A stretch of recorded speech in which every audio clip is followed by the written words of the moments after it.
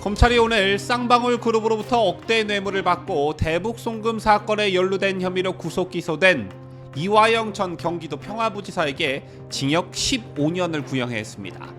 이와 함께 벌금 10억 원 및 추징금 3억 3,400만 원을 선고해달라고 재판부에 요청했는데요. 검찰의 구형은 이 전 부지사가 2022년 10월 14일 뇌물 및 정치자금법으로 기소된 지 약 1년 6개월 만입니다. 아시다시피 이화영 재판은 이재명과 뗄래야 뗄 수가 없고, 물론 검찰의 구형이긴 하지만 총선을 불과 이틀 남겨두고 이런 소식이 알려지면서 표심에 미칠 영향에도 관심이 쏠리고 있습니다. 관련 소식 발빠르게 전달합니다.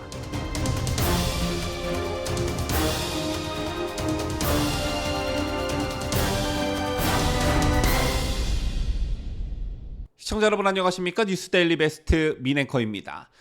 검찰이 쌍방울 그룹으로부터 억대 뇌물을 받고 대북 송금 사건에 연루된 혐의로 구속 기소된 이화영 전 경기도 평화부지사에게 징역 15년을 구형했습니다.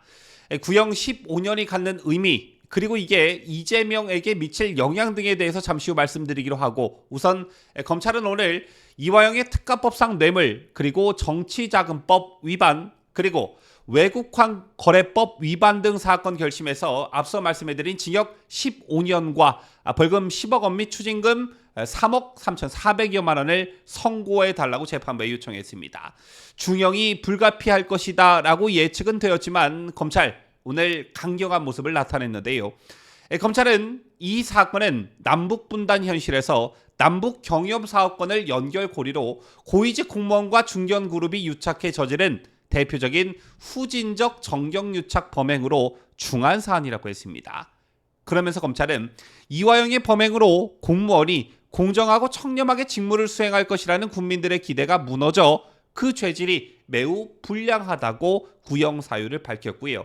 또한 남북분단 상황에서 북한은 매년 미사일과 정찰위성을 발사하는데 천문학적인 자금을 쏟아부어 국제사회와 대한민국의 안보에 위협을 가하고 있다.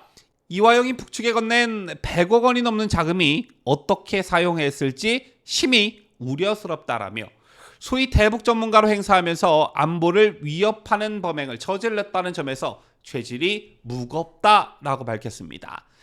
이 사건 성격에 대한 본질을 매우 잘 짚은 검찰의 오늘 구형 사유다, 이렇게 말씀드릴 수가 있겠는데요. 검찰의 구형은 이화영이 2022년 10월 14일 뇌물 및 정치자금법으로 기소된 지 약 1년 6개월 만입니다.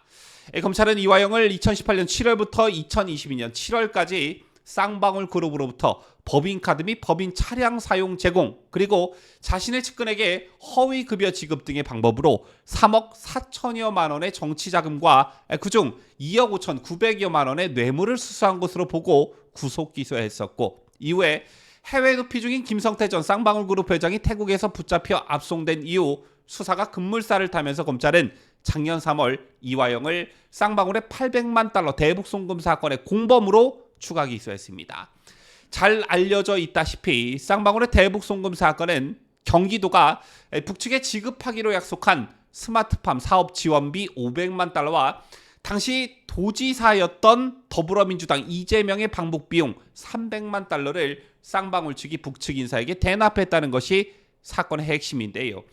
이게 향후 이재명에게 치명타가 될 것이라는 관측이 지배적이지요. 그리고 검찰은 같은 해 4월에는 쌍방울 측에 자신의 법인카드 사용 내역 관련 자료를 삭제해달라고 요청한 혐의, 즉 증거인멸 교사로도 이화영을 두 번째 추가 기소했습니다. 이런 게 합쳐져서 징역 15년 구형에 벌금 10억 원 및 추징 3억 3,400만 원을 선고해달라고 재판부에 요청한 것인데, 여러분들 잘 아시다시피 이화영의 구속부터 재판 과정까지 진짜 듣도 보도 못한 일들이 정말 많았습니다. 특히 이재명과 관련해 보고를 했다, 안 했다, 몇 번의 진술 번복이 있었고, 이 과정에서 민주당 인사들의 회유 정황, 그리고 이화영 부인의 이해할 수 없는 여러 가지 행태들도 논란이 되기도 했습니다.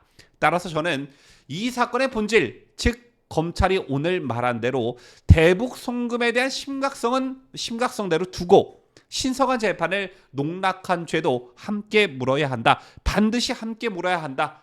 그래야 사법부에 대한 위신이 그나마 선다, 이런 말씀을 드리고 싶은데요. 가장 최근 재판에서도 무슨 일이 있었습니까? 지난달 26일 재판에서도 이화영은 막무가내로 혐의를 부인했고 진술을 그야말로 호떡 뒤집듯 뒤집는 행태들을 계속 반복했었는데, 검찰이 2019년 이화영이 중국에서 북한 인사를 만난 뒤에 이재명 지사 방북을 요청했다는 내용이 적힌 경기도 문건을 증거로 제시했지만, 이화영은 실무자들이 상투적으로 표현한 것이라는 얼토당토 않는 해명을 늘어놓았습니다. 상식적으로 이렇게 중요한 문제를 상투적으로 표현하는 공무원이 세상에 어디 있습니까? 말도 안 되는 해명이라고 볼 수 있는 것이겠고, 제밖에도 이화영은 자신이 전결한 문서도 모르겠다라고 했습니다. 그러자 운동권 출신인 이화영 아내는 퇴정하는 남편에게 다가가 엄지를 치켜들며 멋있다라고 했다고 하죠. 아시다시피 이화영의 부인은 이화영이 대북 송금을 이재명 대표에게 보고했다고 진술한 사실이 알려졌을 때는 법정에서 남편에게 정신 차려라 라고 소리친 인물입니다. 여기에 민변 변호사들의 장난질까지 논란이 됐었는데, 재판을 거의 장난처럼 하고 있다, 이렇게 볼 수 있는 그런 광경들이었지요. 실제 법조계에서도 이 이화영의 재판은 이미 재판이라고 할 수 없는 지경에 이르렀다는 한숨 섞인 목소리들이 많이 터져 나왔습니다. 이화영 아내가 법정에서 소리친 뒤 변호인이 교체되질 않나 이재명 측근 국회의원이 이화영 아내를 접촉한 뒤 이화영이 진술을 번복하질 않나 또 재판부 기피 신청을 내는 등 온갖 재판 지연 시도를 했었습니다.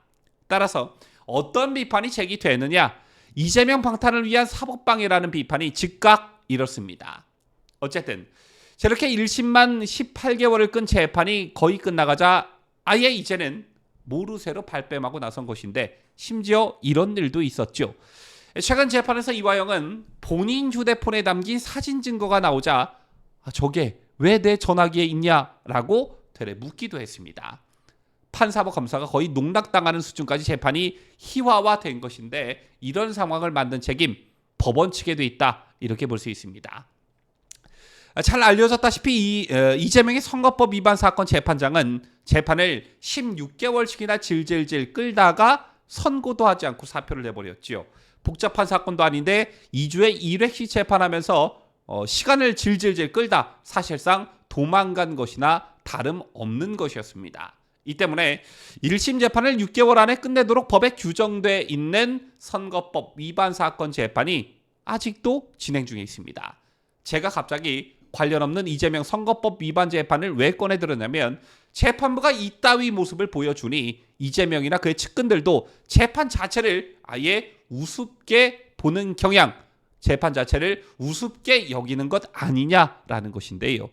자, 만약 이번 총선이 민주당의 승리로 끝난다면 가뜩이나 재판부를 뭐같이 보는 이재명과 그의 측근들의 이런 행태가 얼마나 더 심해지겠냐라는 것입니다. 따라서 이화영에게 중형을 내려달라는 검찰의 구형을 재판부가 외면해서는 안 되는 것이겠고, 이재명과의 연관성까지 철저히 밝혀져야 한다. 그리고 이런 염원들이 표심에 담겨져야 한다. 이런 것들을 다 밝혀내려면 총선 승리밖에 다른 길이 없다. 이런 말씀을 간곡히 드리고 싶습니다. 지금까지 저는 자유대한민국을 소화하는 뉴스데일리 베스트 민앵커였습니다.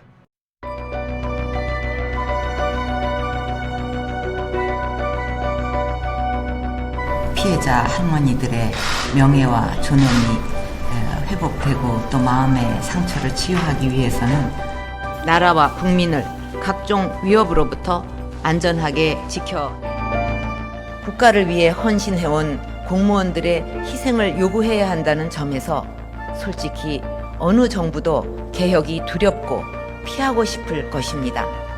그러나 매년 막대한 국민 세금이 투입되어야 하는 상황을 그대로 방치할 수는 없습니다.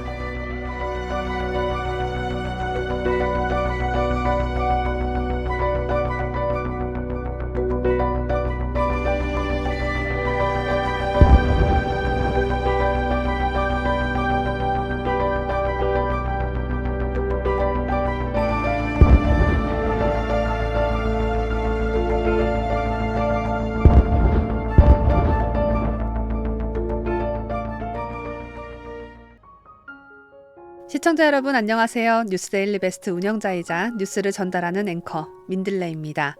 박정희 대통령에 이어 2대째 대통령직에 오른 최초의 대통령이자 대한민국 최초의 여성 대통령, 우리나라 제18대 대통령인 박근혜 전 대통령의 이야기를 담은 회고록이 출간됐습니다.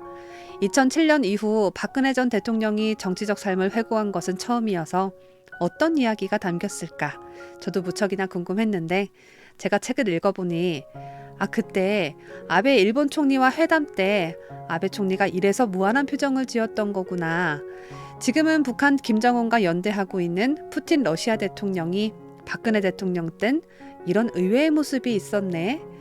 유승민 전 원내대표가 탄핵 전부터도 박근혜 정부의 중요한 정책 추진에 이렇게나 회방을 놨었구나 등등등 그동안 사연이 잘 알려지지 않은 흥미로운 사실들을 알 수가 있었습니다. 이 밖에도 세월호 7시간에 대해 시간순으로 자세히 기록되어 있고 재판과 수감 생활 등 그간 궁금했던 사건들의 뒷이야기, 또 책 속의 부록으로 언론에 공개되지 않았던 박 전 대통령의 개인 소장용 사진이 수록되어 있어서 박 전 대통령이 들려주는 이야기를 듣는 재미와 사진 구경하는 재미까지 한데 더해진 회고록이라고 할 수 있겠습니다. 지난 10년 동안의 방대한 이야기가 담겨 있기 때문에 책은 2권으로 나뉘어져 있는데요. 아직 구입하지 않은 분들 계시다면 어둠을 지나 미래로 1권과 2권 세트로 함께 구매하셔서 꼭 읽어보시길 강력 추천합니다. 저의 회고록이 우리가 더 나은 미래로 가는 작은 디딤돌이 되었으면 합니다. 국민 여러분과 함께 할 수 있어서 행복했습니다. 감사합니다.